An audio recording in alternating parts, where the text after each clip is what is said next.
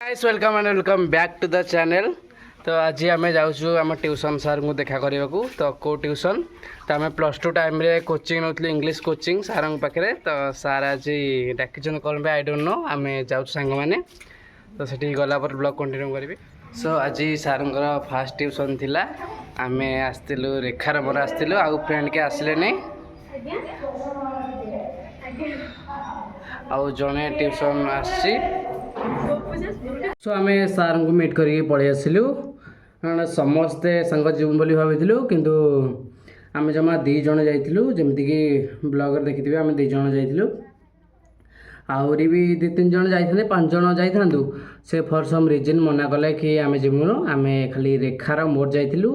आज सार tuition start कर तो प्रिवियस इयर आसते ए वर्ष आज फास्ट स्टार्ट कर एंड आमको डाकी एमती पचारे कौन पढ़ुच कौन ना एमती पचारे डाकी एंड आज केवल जड़े स्टूडेंट आसला एंड आगू सब स्टूडेंट एमती कई जानना सार ट्यूशन कर जानले समस्ते आसबे and that's it my video. तो गोटे क्यूटा छोट वीडियोटे थिला।